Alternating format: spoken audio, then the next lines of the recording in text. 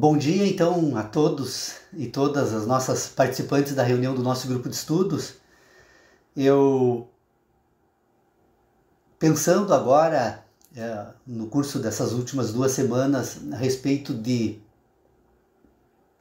como tratar a pauta que estamos tratando nesses últimos tempos aí nas nossas reuniões em que estamos tentando desvendar a questão da linguagem, ou seja, estamos enfrentando então o último ponto de pauta do grupo de estudos.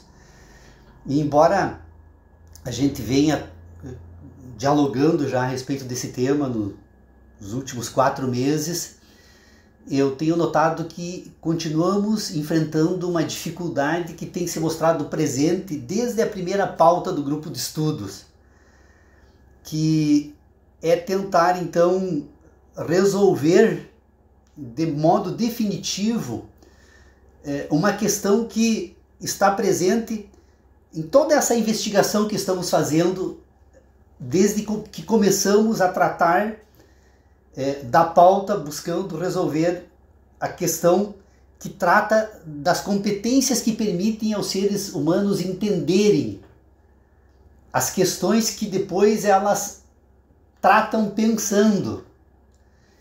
E que agora nós estamos tentando pôr em ordem, dando então nessa discussão um modo de ordenação da linguagem que utilizamos para fazer isso.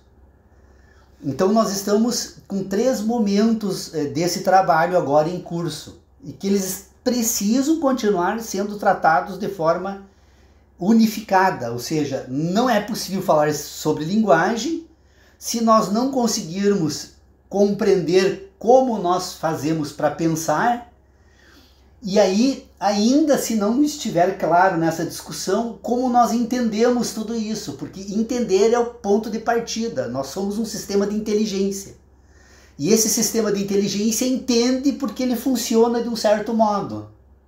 Então, se ele funciona de um certo modo e permite que entendamos as questões que estamos tratando, então agora nós precisamos verificar como pensar isso.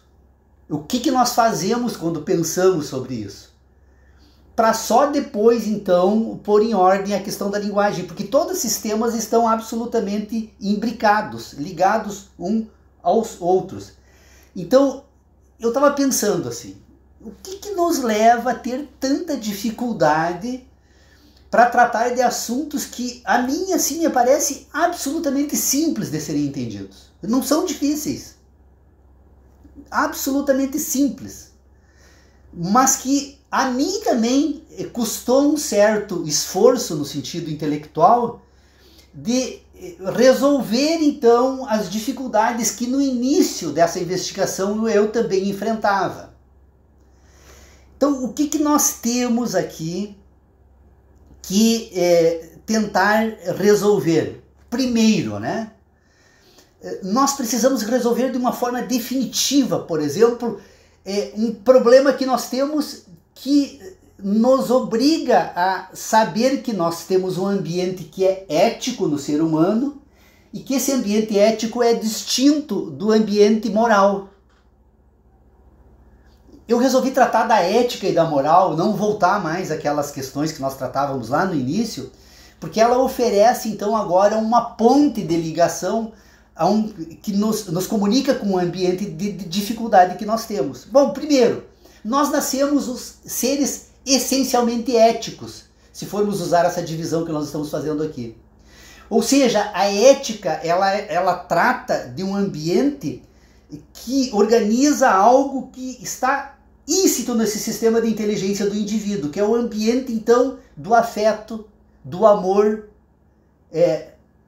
da dor, ou seja, de tudo aquilo que o sistema do organismo utiliza, então, para constituir relações com o ambiente, com o mundo da natureza. Então, toda vez que ele faz isso, ele está utilizando um sistema de inteligência que é natural. O amor não é teórico. Nós não pensamos sobre o amor. O amor nós sentimos. A dor não é teórica, nós não pensamos sobre a dor. A dor nós sentimos. Portanto, nós podemos depois identificar os elementos que causam a dor e que provocam o afeto racionalmente. Mas isso é anterior à nossa racionalidade. Ele está no âmbito dos sentidos. Então, o ser humano, quando ele constitui o seu sistema de inteligência, ele parte de um sistema que tem um ponto que é a referência básica, inicial da constituição de todos os demais elementos depois que ele vai utilizar no desenvolvimento do sistema todo. Então nós temos o ambiente, que é o ambiente dos sentidos, que é onde efetivamente este organismo, como sistema de inteligência, constitui então os canais de comunicação com o mundo da natureza. Então este ambiente de sentidos, ele é diferente de um outro sistema que o organismo desenvolve depois no curso, então, do desenvolvimento de todo esse sistema orgânico que ao final resulta no indivíduo adulto, no ser humano que pensa e que tem domínio dessa competência racional. Então, este sistema, né, que nós poderíamos utilizar então para partir este exame, ele é o sistema que se comunica com o mundo da natureza, que dá então, que põe todo esse sistema de inteligência orgânico em funcionamento. Na medida então em que esse sistema se constitui, o organismo humano, o sistema de inteligência humano, ele se volta agora para um acervo que ele acumula durante esse processo de constituição e desenvolvimento humano, que são as memórias. Ele se volta para esse acervo de memória e começa a colocar este acervo de memórias em ordem. Ordem.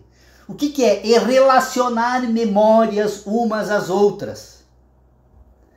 E na medida em que o ser humano vai relacionando essas memórias destes sentidos, umas memórias às outras, ele constitui agora um novo sistema de inteligência que não é mais um sistema guiado pelos sentidos, mas um sistema guiado pelas relações.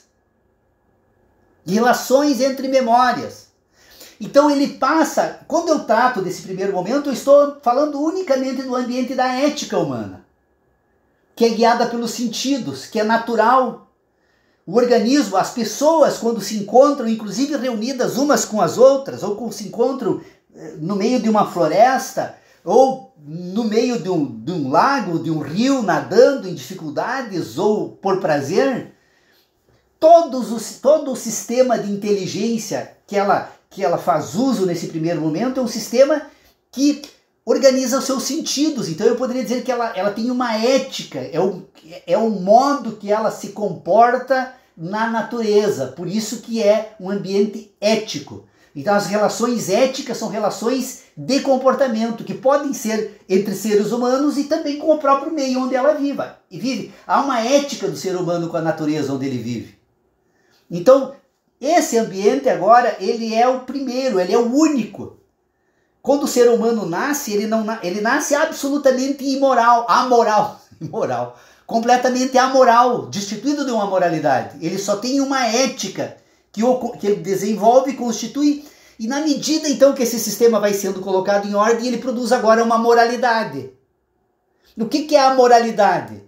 Agora não é mais o que ele sente, não são as reações naturais que todos os seres humanos, na medida em que se produzem, se constituem, desenvolvem, isso é perene, não muda mais, porque é o que constitui o ser humano, as relações que ele produz no âmbito da ética. Depois que isso tudo está formado, então ele volta agora para esse outro sistema das relações e passa então a estabelecer relações entre esses dados que ele acumulou no curso da sua existência. Na medida em que estabelece relações, ele passa a produzir uma moralidade e passa a pensar agora nesse ambiente de inteligência. Então nós temos um ambiente de sentidos, que é ético, que é imanente, está se comunicando com o mundo da natureza e que tem diferentes fontes, porque o organismo humano tem 5 sentidos exógenos, então, que relaciona com esse mundo da natureza e que permite que estes sentidos tragam informações que são impressas nesse organismo e constituem memórias nesse organismo. Então tem todo esse ambiente, né, de inteligência que é utilizado por esse organismo de modo natural, e depois tem esse outro que é o das relações. Essa distinção, essas considerações que estão sendo feitas aqui, por mim agora, elas são fundamentais para entendermos a questão da linguagem, porque a linguagem trata com todo esse ambiente, quando ela constitui um sistema de signos que tem por finalidade constituir, então, uma racionalidade por meio de signos, que vai permitir, então, agora, utilizar estes signos em substituição a esse conjunto de memórias na constituição das relações que permitem a produção das ideias ou da moralidade. Então vocês percebam que quando nós tratamos da linguagem, por isso que no primeiro momento eu até estava examinando esse termo, essa questão. Vocês lembram que eu falava da linguagem de ordenação e a linguagem de imputação nos primeiros momentos que nós começamos a tratar a respeito disso.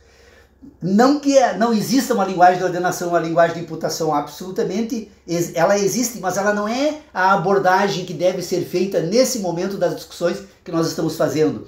Nós precisamos, primeiro, antes de falar da linguagem de imputação e da linguagem de ordenação, nós precisamos pôr em ordem a constituição do signo linguístico nesse sistema de racionalidade. Porque é o signo linguístico agora que vai servir então de mediador entre a ética e a moral. É ele que nós vamos fazer, é por meio dele que nós vamos então constituir um sistema de racionalidade. O sistema de racionalidade não é mais o sistema de sentidos, não é mais aquele sistema que comunica com o mundo. É o sistema que põe em ordem agora este acervo de memórias dos indivíduos quando se voltam para o sistema de inteligência e passam a pensar a respeito das suas memórias. Então o signo linguístico tem uma função agora representativa. Ele cumpre então uma função de representar, então, no âmbito desse sistema de inteligência, os dados buscados do mundo da natureza por meio dos sentidos e que constituem, então, a eticidade humana. Então, ele produz, então, ele representa agora esse ambiente dos sentidos, e na medida em que estes signos, então, ganham um sentido, ou seja, na medida em que ele se associa agora a um sentido que é do indivíduo, isso é muito importante, porque aqui reside o primeiro grande problema quando nós tratamos esse assunto. Quando nós falamos em signo e em memórias, imediatamente nós falamos que o sentido que nós damos, isso foi dado pelo mundo da natureza, pela árvore que a pessoa tem na memória. Não, é dada pelo indivíduo, porque estas relações entre o organismo e a objetividade se dão por meio de impressões, e a objetividade está lá no mundo da natureza, absolutamente aleatória, né, que se transforma permanentemente, sempre em movimento. Jamais encontraremos o mesmo dado no mesmo modo em todos os momentos da abordagem que vamos fazer a respeito dele. Então quem dá o sentido é o ser humano. Então o signo busca sentido nestas memórias e não na natureza.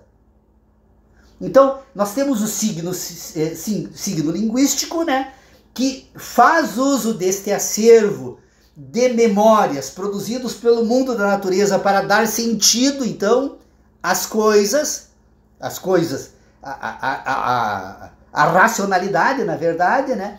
E na medida em que o signo se associa ao sentido, e na medida em que os signos são colocados, os sentidos são colocados em ordem, os signos também o são, e na medida em que se coloca o sistema de signos em ordem, e portanto os próprios sentidos e as memórias humanas, o indivíduo produz um mundo, que é o mundo da sua existência, que é o mundo racional, não é mais o mundo ético. Agora é um mundo inventado pela razão. A razão faz uso das memórias, faz uso desse conjunto de experiências. Aliás, Kant inicia a crítica da razão pura, todo conhecimento começa pela experiência, dizia ele na sua obra. Então, ele traz esse conjunto de experiências que constitui um sistema, um conjunto de dados, de memórias. estas memórias são colocadas em ordem por meio de signos, e na medida que os signos ganham ordem, as memórias ganham ordem, essa ordem das memórias e dos signos produz então um ambiente agora de moralidade do indivíduo. É como ele pensa sobre o mundo. A moral é o âmbito das ideias, dos pensamentos. A ética é o âmbito dos sentidos, das relações imanentes do organismo e o ambiente da sua existência. Esse ambiente de moralidade, então, é o ambiente produzido e inventado pelo ser humano para viver a partir dele. A grande diferença que nós temos agora nessas questões são as opções. E aí está, uma das opções que o processo civilizatório nos oferece, nós aderimos a ele e nos adjudica completamente, é que depois, quando nós voltarmos agora a pôr em ordem a nossa existência e as nossas relações com esse universo que constitui aquilo que pensamos com aquilo que sentimos, né? Na medida em que nós fazemos isso, então, nós passamos então agora a agir nesse mundo a partir ou do mundo que inventamos ou do mundo que descobrimos e sentimos e nos produziu como tais, né? Então o grande problema é que o processo civilizatório ele oferece uma única alternativa. A alternativa do processo civilizatório é que você rompa com o mundo dos sentidos, que você se insira então nesse mundo da moralidade e das ideias, e você passe a se guiar unicamente por ele. Então todo o processo educacional que nós recebemos desde que nascemos é para promover este rompimento. E na medida em que nós produzimos esse rompimento, o fato de repetirmos e de vivermos permanentemente, unicamente a partir desse mundo moral, faz que com o tempo a gente não reconheça mais o mundo dos sentidos. Então a grande dificuldade que nós temos aqui não é que ninguém agora deixe de se guiar pelo mundo que ele inventou para si, né? Mas que ele reconheça que isso acontece, né? E também não quero dizer que a pessoa deve agora voltar a viver unicamente guiada pelos sentidos, parar de pensar a respeito do mundo que constituiu e que ela produziu, e que produziu a si mesma, mas que consiga entender que isso existe. O problema nosso aqui é o ponto de partida das nossas discussões para tratarmos depois das questões que dizem respeito ao significante, é aceitar essa divisão. Aceitar a divisão entre o mundo da ética e o mundo da moral. É isso que eu proponho hoje e acredito que, né, pelo menos consegui voltar a tratar dessa questão que nós estamos tratando aqui, que é a questão dos signos linguísticos. Desculpe se eu me estendi demais, eu sempre prometo não falar mais de 10 minutos, mas não consegui novamente hoje. Podem abrir os microfones e...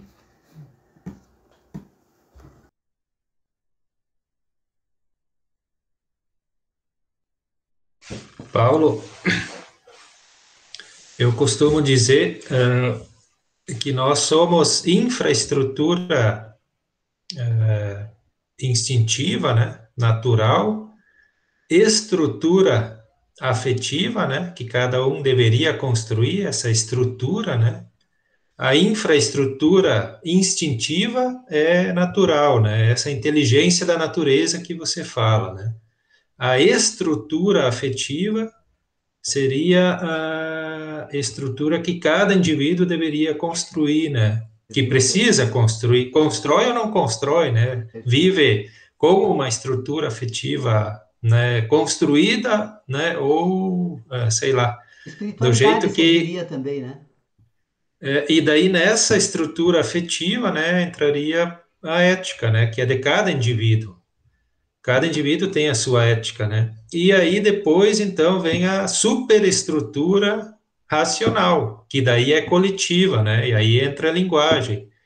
E o ser humano é essas três, né? Essas três condições, vamos dizer assim, em movimento constante, né? O símbolo que eu uso é um átomo, né?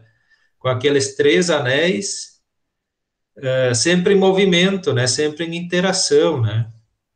E nós, e a modernidade, né, focando a racionalidade, né, é o grande equívoco, né? Nós queremos, tendemos, né, a esquecer, né, a nossa condição natural, como você também sempre insiste, né, E, sobretudo, a questão afetiva, né? Essa questão da estrutura que eu considero, nós ainda nem, ou muito pouco consideramos, né? Nós só falamos ou só consideramos fortemente a racionalidade, né? Esse é o nosso, é isso que nos desequilibra, né? Enquanto sujeitos, né? Enquanto pessoas.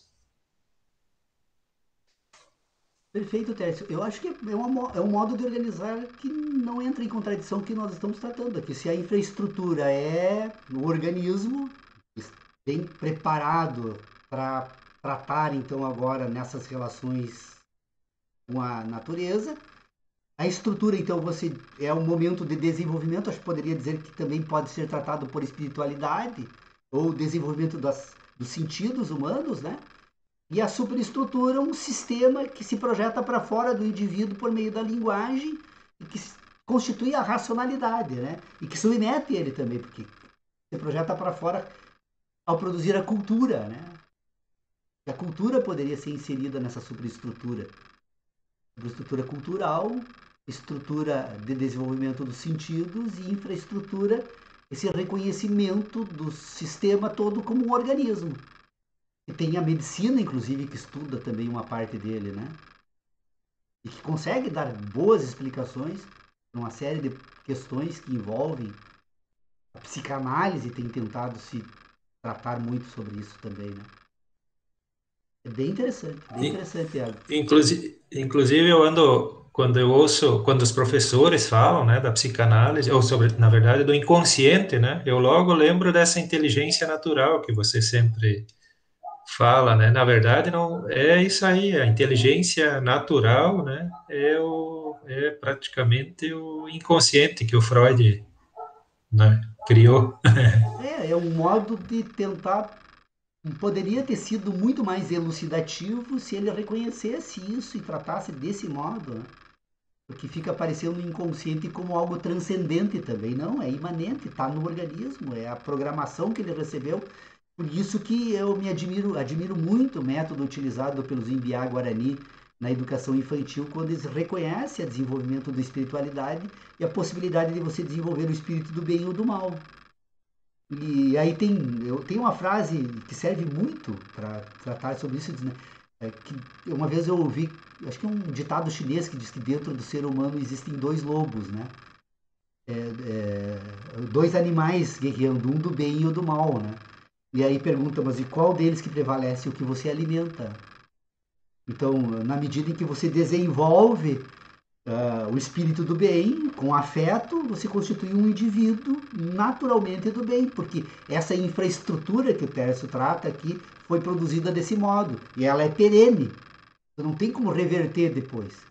Ou se você desenvolve, né? Eu ontem assistindo, inclusive, um filme, estava sem sono, eu assisti um filme que trata, é histórico, que trata de períodos da história, e aí eu estava observando como eles produziam soldados com violência, com muita violência. Produziam soldados extraordinários, mas só para violência. Né? Então, de que forma? É um modo de alimentar aquele organismo, de produzir essa estrutura. Né? E depois tu não tem como pegar um soldado daquele e transformar numa pessoa afetuosa. Né? Assim como tu não tem condições de transformar, depois que uma pessoa se constitui afetuosa, e desenvolve esse sistema de espiritualidade, tu dificilmente vai transformá-la numa pessoa do mal. Então isso é muito importante para essas discussões, porque sempre foi negado pela filosofia tradicional, porque a filosofia tradicional ela precisa prestar conta a um problema transcendental que é a questão central da escolástica, é conciliar agora tudo aquilo que você reconhece quando você entende esse mundo da natureza com aquilo que você precisa acreditar para prestar conta a um sistema filosófico, ideológico, né? Então, eu acho que essas discussões que nós estamos fazendo aqui, elas poderiam perfeitamente estar sendo feitas também em outros fóruns, especialmente da ciência. Porque o que nós. Uma das questões que nós vamos tratar agora na sequência das nossas discussões, que é necessário reconhecer, é que a filosofia é uma ciência da linguagem. A filosofia é uma ciência. Ela é essencialmente ciência. Qual é o papel da filosofia? É pôr em ordem a linguagem de modo que essa linguagem concorde com esse ambiente de natureza que constitui o indivíduo e essas relações com o universo onde ele está inserido. O papel da filosofia não é dar o fim último, a natureza e o fim último das coisas, do homem e do universo. O papel da filosofia é constituir uma ciência da linguagem. Mas para constituir essa filosofia e, portanto, dessa ciência da linguagem, é necessário ter ainda uma outra questão que nós já tentamos tratar aqui, que é pôr em ordem o problema da metafísica. Porque a metafísica é que constitui a ciência da filosofia. O que é a metafísica? A metafísica é o ambiente que põe em ordem as ideias humanas. Porque alguém poderia dizer, não, mas peraí, a metafísica é essencialmente a ordenação das ideias. A filosofia é essencialmente a ordenação da linguagem. Né? Portanto, eu ponho em ordem o sistema metafísico e depois eu trago, então, agora, por meio da filosofia, ponho em ordem a questão da linguagem e aí depois, a filosofia pondo em ordem a ciência enquanto uma ciência da linguagem, essa linguagem pode ganhar especializações. Aí, então, essa linguagem se volta para a natureza, então nós constituímos uma ciência da natureza, essa linguagem se volta, né, para o âmbito da política, você põe em ordem, então, o ambiente das ideologias e das relações, porque nós temos que reconhecer o ser humano enquanto um organismo que ele foi programado pela natureza para prevalecer sempre. Enfrentar as vicissitudes do mundo da natureza e, em certo sentido, em determinados momentos, ele se prevalece, inclusive, em relação aos outros seres humanos.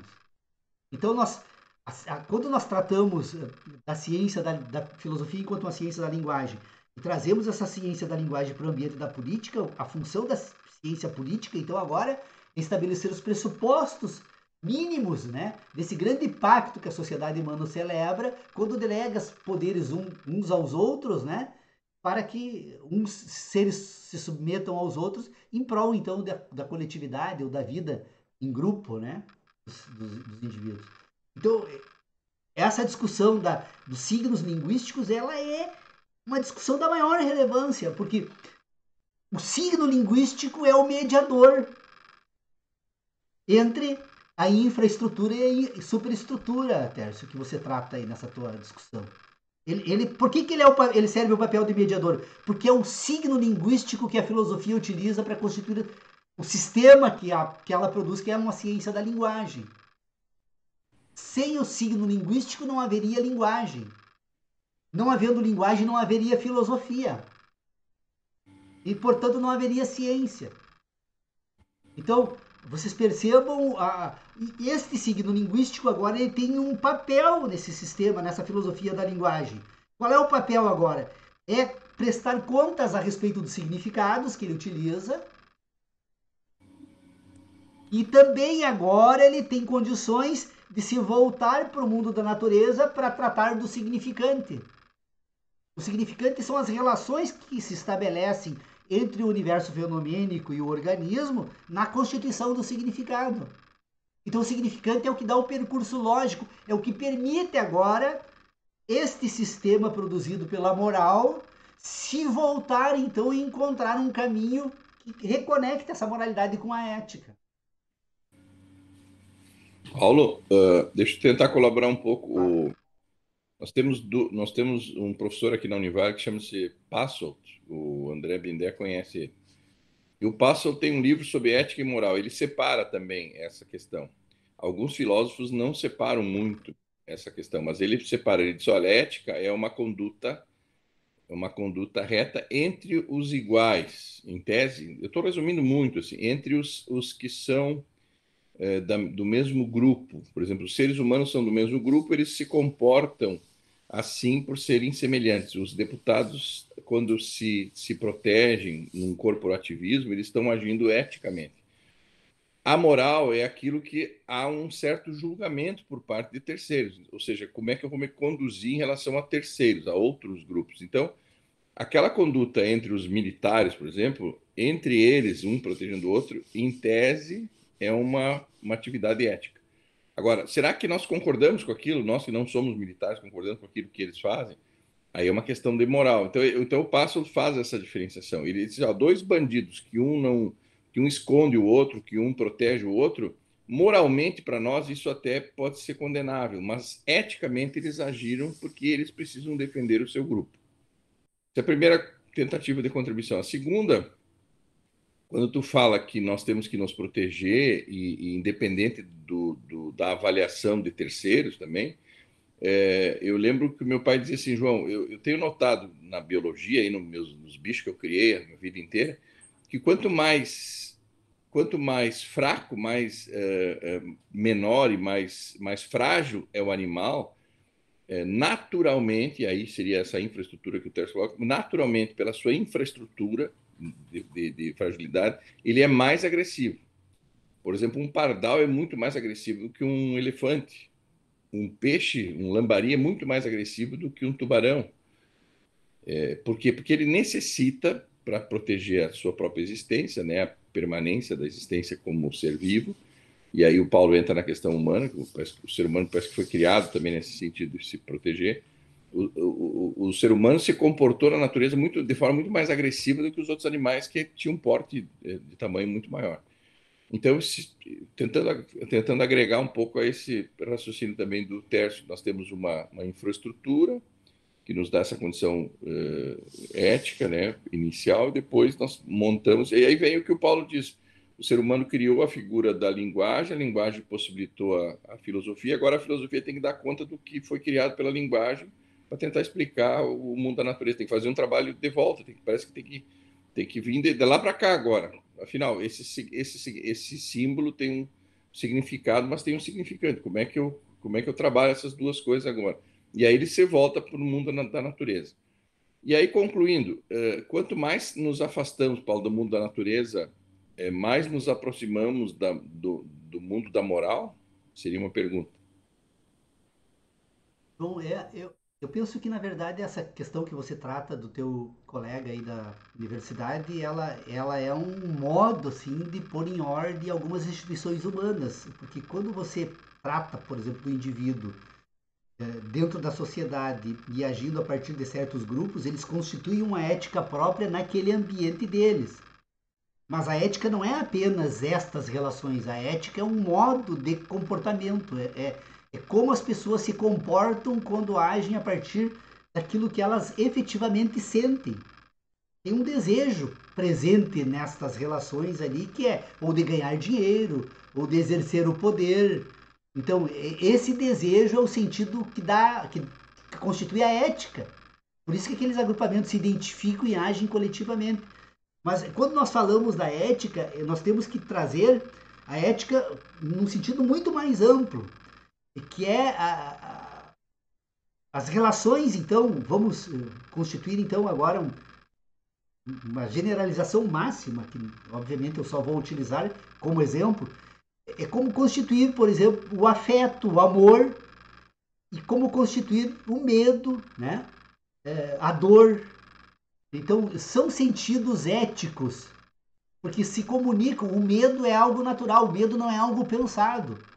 Até nós podemos produzir um sentido de medo na medida em que relacionamos memórias que nos levam às possibilidades de experiências ruins. Mas aí o que coordena esse tipo de relações são os sentidos. É um modo que o organismo se comporta com relação aos seus sentidos. Então, quando ele age na natureza, seja dentro do agrupamento, seja nas relações com os outros seres vivos ou com o próprio planeta, é uma relação de sentido porque conduz a ações.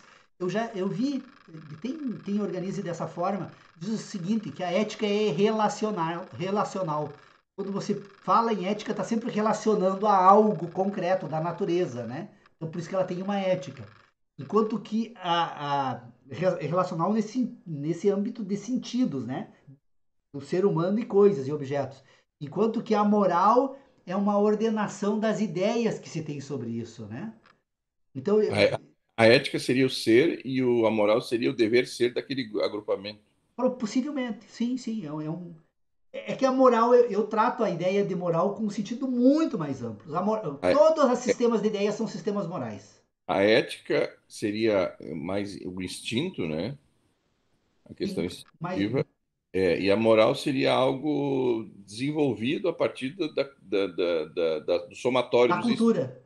da cultura, do somatório dos instintos, das impressões com o pensamento já, com as memórias dessas sensações. Todo sistema de ideia é um sistema moral. Todo sistema. A ciência é uma moralidade que nós temos a respeito da natureza. A ciência da natureza, quando eu falo, obviamente, nesse sentido, né? É Quando quando tu fala ali, Paulo, por exemplo, que a filosofia existe porque existe a linguagem. Por exemplo, a biologia existe independente da linguagem, a geologia existe independente da linguagem. Já o direito é uma ciência da moralidade, já seria uma coisa criada porque se não houvesse questões de ordem moral, não precisaria ter o direito, né? eu, João, eu aí teria uma divergência central contigo. Eu diria que o direito é uma ciência da ética. Na verdade, todas as relações que o direito estabelece são relações éticas. Aliás, tem uma crítica àquela disposição do artigo 37 da Constituição, que não existe um critério moral para você avaliar um ato administrativo de governo, né? Tem uma avaliação que é ética, que elas são em relação à sociedade humana. O Ela direito atende regula, o direito só regula as relações, éticas, não éticas. morais, do que tu Não, acha que deve ser, e não, não não. o que. Existe um âmbito do direito, por exemplo, o direito que se especializa agora em ambientes da moralidade humana, né? Tem uma moral sexual, tem uma moral humana, tem uma moral. Então, por exemplo, o crime de racismo é um âmbito do direito que faz uma exigência ética, mas é uma moralidade. É uma moral que o ser humano tem a respeito dos seres humanos, daquilo que ela pensam e expressam. Quando ela expressa, é um comportamento ético, né? Não, o comportamento ético é instintivo, ele não é regulado, não é Não, não, regulável. o direito, não, a ética é tudo aquilo que se faz, João. Toda vez que o ser humano age, a ação humana é sempre é um procedimento ético. Sim, mas o direito vai dizer se está certo ou se está errado, é uma questão cultural. É complicado, João. Teria que, não caberia fazer essa discussão aqui. Aí Tem outras considerações, entra a questão da mas teoria eu tridimensional do direito, né? fato, valor Alguma conduta humana que é analisada como moralmente não aceitável pela sociedade precisa de uma lei para regular. E aí surge o direito, que é o do Miguel Reale lá, que é a teoria tridimensional do direito. Ou seja, beber e dirigir não era algo socialmente reprovável, todo mundo bebia e dirigia. Quando passou a ser problema para muitos, porque a morte começou a aparecer pela velocidade dos veículos, as rodovias, precisou criar uma lei. Então, isso é um triângulo, é uma relação.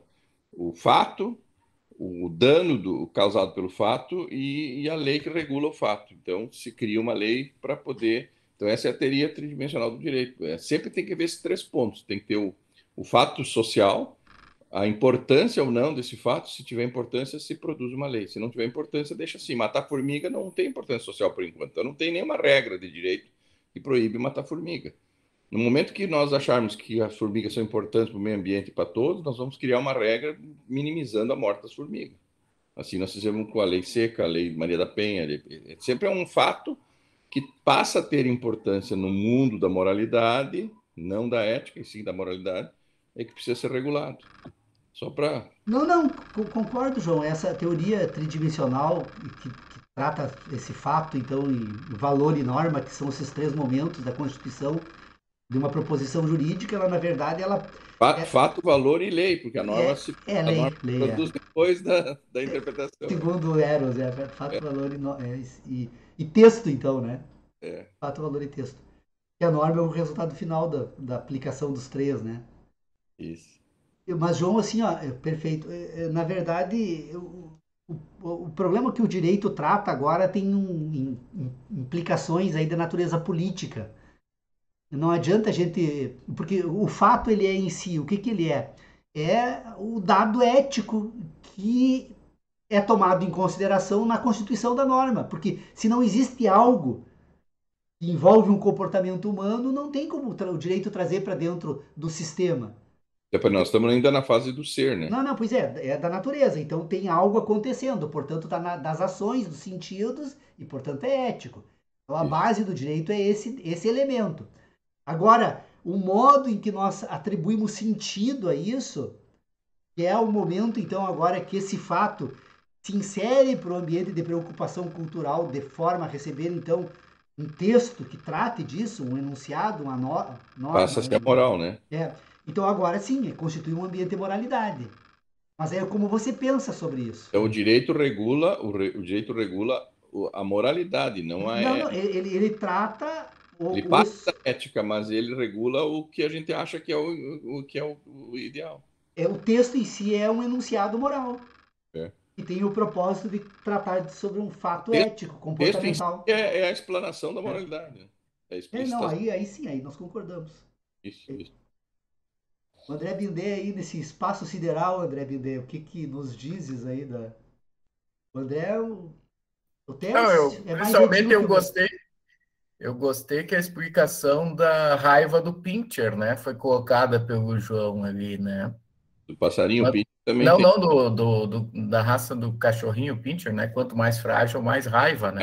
Mas não, ele precisa reagir com mais É. intensidade, porque ele é frágil fisicamente. Então, aquele cachorrão grande, daqui a pouco eu resolvo isso aí. Daí ele dá uma mordida só e acaba o papo, mas o outro fica se defendendo, o Mas passarinho. assim, essa discussão, você trouxe Pardal, um passo o coelho é nervoso, o coelho é o bicho mais nervoso, tão nervoso que ele transa adoidadamente para reproduzir mais, porque ele sabe da fragilidade dele. Ele tem que compensar a fragilidade dele com a reprodução. Você trouxe o Password aí, eu não me filio muito à linha de pensamento dele. Eu acho que ele faz uma análise, ao menos das obras que eu li, ele faz uma análise para tentar justificar a instituição, né? O direito, justificar, por exemplo, essa questão com o corporativismo ali, né? Ele busca trazer uma justificativa para os fatos que estão aí, tenta encaixar daí. Eu não posso estar falando a maior idiotice aqui, mas eu não. Não, ele Não só me quer filio separar a ética, que ele diz que ética nem sempre tem ligações com a moralidade. Não, isso sim. O que é moral para um não é moral Mas, para outro, e a ética. sim, isso não tem a discussão.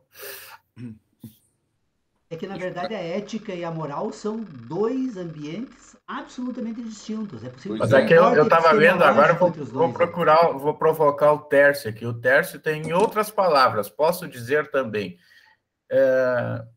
Que o ser ético é mais subjetivo, o agir moral mais intersubjetivo, ou seja, da ordem da interação, logo sendo inviável tratar ética e moral como sinônimo, e também tratar a ética apenas como reflexão sobre a ação moral.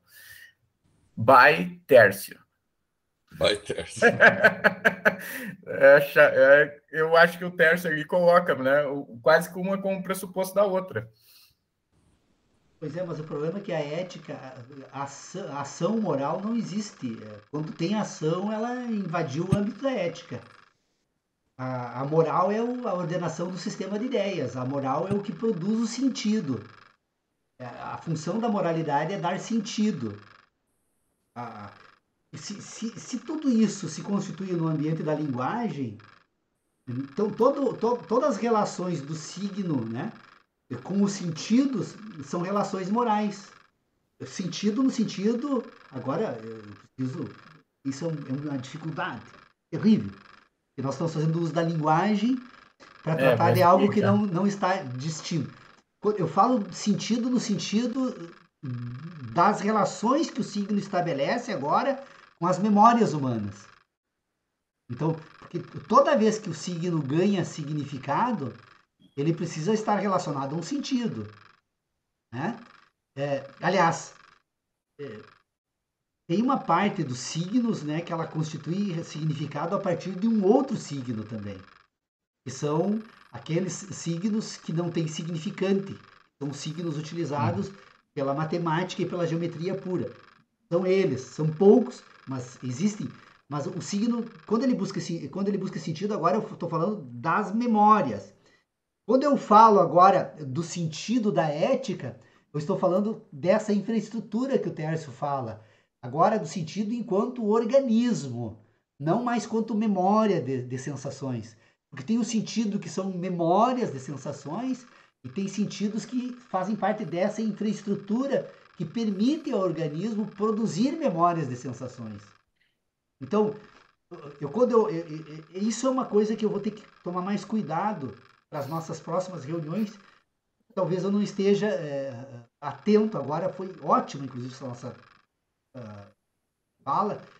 Então, aqui, porque é preciso, quando nós falamos da linguagem, quando se fala do signo e o significado, eu estou falando unicamente das relações desse signo com as memórias, com o sistema produzido agora no âmbito do organismo, para estabelecer essa relação racional do signo. Então, o signo está se relacionando com essas memórias para ganhar racionalidade. Agora, nós temos um outro modo de tratar o signo, o sentido, que é o modo quando nós tratamos ele agora no ambiente da ética. Quando eu falo do sentido no âmbito da ética agora, eu estou falando desse aparato infraestrutural que permite agora o organismo se relacionar com a natureza e ser programado por ela. Porque, na verdade, a natureza se imprime no organismo humano e faz isso por meio dos sentidos que permite ter sensação. Percebam? Esse é um momento. Eu até vou me preparar bem para a próxima semana, quem sabe para nós. Eu acho que isso vai dar uma pauta bem interessante para nós aqui. Porque nós precisamos distinguir, talvez seja necessário até constituir uma nova linguagem para tratar a respeito disso. Porque nós estamos falando de momentos diferentes. O momento da infraestrutura, então, que nós estamos tomando o organismo humano como um dado da natureza e influencia os demais elementos da natureza e sofre influência deles. Depois nós tratamos do sentido agora como um conjunto de memórias acumuladas por esse organismo no curso da sua existência. Então, esses dois sentidos são distintos entre si. Sim. Então, isso é fundamental. Mas, tranquilo, pessoal. Eu acho que essa pauta é mais 20 anos para nossas reuniões aqui. Né? Porque é um exercício, né? Eu me exercito nas reuniões aqui. Quando eu estou tratando com vocês desses assuntos, eu mesmo, às vezes, acabo me dando por conta que, embora eu consiga fazer as minhas distinções racionais aqui, quando eu ingresso para esse âmbito da comunicação e da linguagem, eu acabo não distinguindo questões que subjetivamente eu faço quando trato. E aí nós entramos aparentemente em contradições, né? Por causa da linguagem, por causa do signo. A linguagem é a vilã da história, vamos usar esse termo. É preciso fazer essa distinção. Eu vou tentar fazer, vou pensar muito sobre isso nos próximos dias aqui, para tentar encontrar um critério, então, de não permitir que essa mistura aqui da infra... Eu gostei disso, Tércio. Um dia que eu for escrever sobre esse assunto aí, eu vou fazer uma nota de rodapé, que eu não gosto de fazer nota de rodapé, para dizer que o Tércio que levantou a...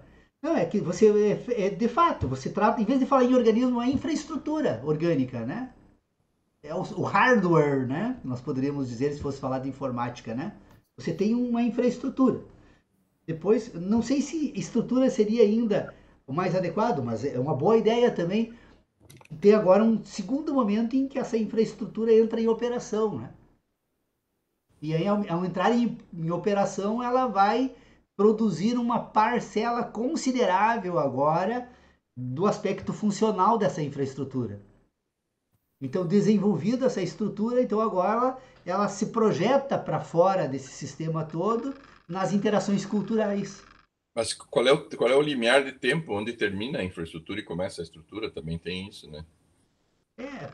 Aí é a questão da Eu acho que aí não existe. Constante interação, não tem. Exatamente. Isso é algo...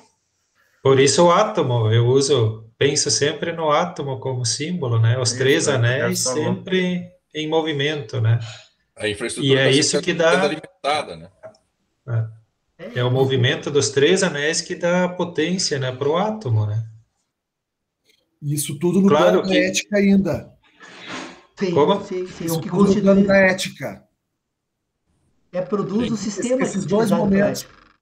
tanto das memórias quanto, segundo momento, da infraestrutura, estamos tratando do plano da ética ainda. Sim, constitutivo do organismo. É um momento de constituição orgânica. Né? Que é permanente, né? Que é permanente. Depois saiu disso, vai para o âmbito da ciência, das ideologias, da moral, porque ciência, quando nós falamos de ideologia, de ciência e moral, nós na verdade tratamos do mesmo assunto, com especializações. Tanto a moral como a ideologia quanto a ciência tratam praticamente dos mesmos temas. Agora, quando tu fala da ética, dos sentidos, né? O que mais que nós poderíamos colocar aqui? A ética, sentidos, o conhecimento, né? O conhecimento está muito mais próximo da ética do que da ciência, porque o conhecimento é o primeiro momento das relações do organismo com o ambiente da natureza que permite, então, receber dados, produzir verdades, né? Verdade, ética, conhecimento, sentidos, tratam de um ambiente que transita com os mesmos dados de racionalidade. Paulo, quero deixar registrado aqui que no futuro esse nosso assunto vai ser tratado no âmbito da biologia, porque ele vai ter que evoluir para isso, porque senão quando a pessoa perde energia, que alguns chamam de morte, né, mas a gente se transforma em outro objeto, tudo isso se cessa, né, em tese, biologicamente cessa, quimicamente cessa, então ficam só aqui as memórias escritas através dos símbolos daquela pessoa. Eu vou ler o texto do Paulo Leal 200 anos para frente, 500, 1000 anos para frente.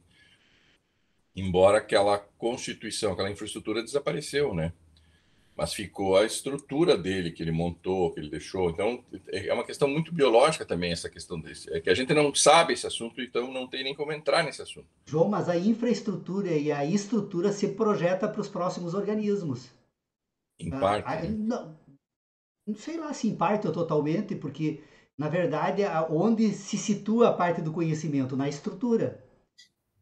Ela se situa na estrutura, ela se projeta para os outros seres. É o que explica, por exemplo, o fato dos pássaros construírem ninhos, das fêmeas saberem produzir o ninho na hora, né, do parto, Sim, o instinto, a parte imagina o seguinte, olha o comportamento dos peixes agora, aí em Santa Catarina, João. A tainha volta do alto mar para reproduzir no local onde ela nasceu.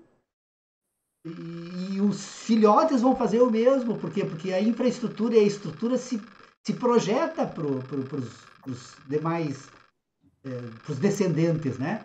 Deu pouca tainha, acho que elas já estão sabendo se defender aqui. Provavelmente. Daqui a pouco elas acumulam informação lá, não dá, lá tem o pessoal que testa, vão para um outro local, né? É verdade.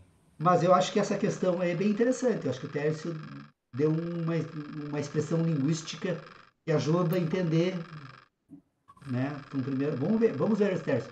Se mantém esse meu entusiasmo até a próxima reunião, porque eu vou pensar muito sobre isso.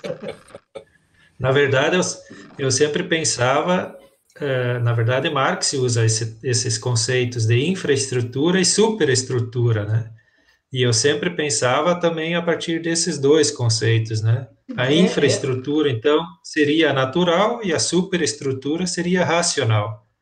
Mas quando eu comecei, então, na verdade, antes já de começar a psicologia, eu já percebia que no meio ali teria que ter alguma coisa, né? Para fazer essa ligação, né?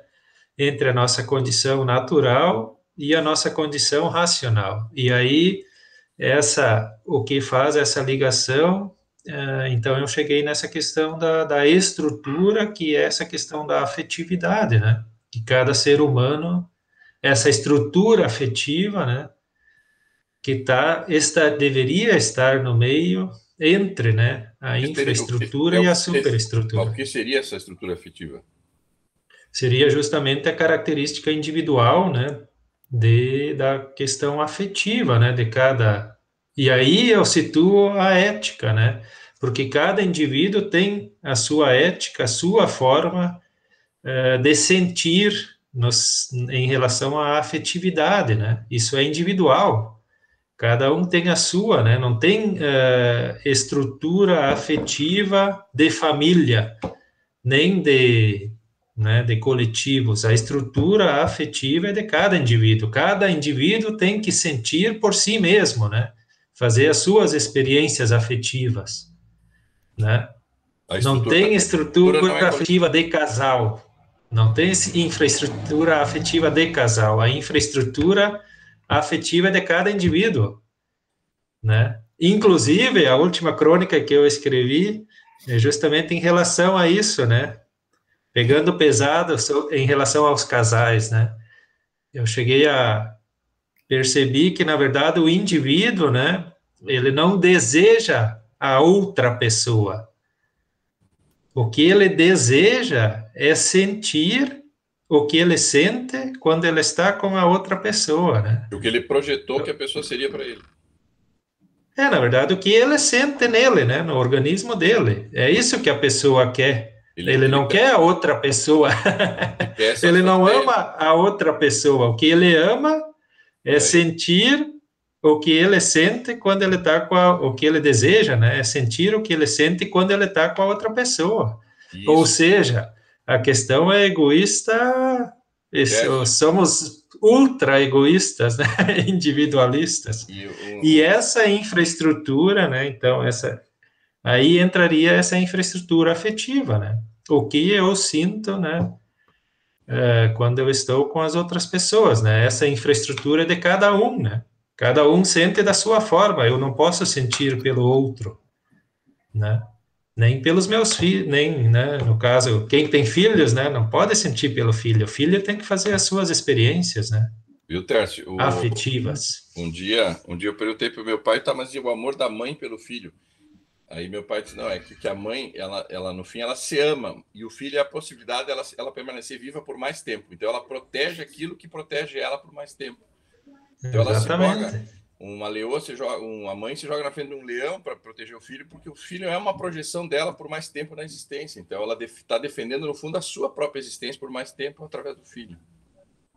Aí confirma essa questão egoísta ainda. Claro que isso as mães não... As mães ficam bravas. Elas não vão admitir jamais. Elas acham que elas estão se doando integralmente ao filho, porque o amor delas é incondicional ao filho. Se tu for analisar, é isso exatamente que tu está colocando aí. Sim, os filhos são, friamente analisando, né? Vou dizer algo muito duro aqui, né? Os filhos não passam de objeto para os pais, né? Em primeiro lugar, para o sujeito se tornar pai, né? Ele precisa de filho. Então, já é um desejo do sujeito em ser pai, né? Então, o filho é necessário para isso. E daí, claro, tem todas perspectivas além disso, né? Então, na verdade, os filhos, no fundo, não passam de objetos para, né? Para as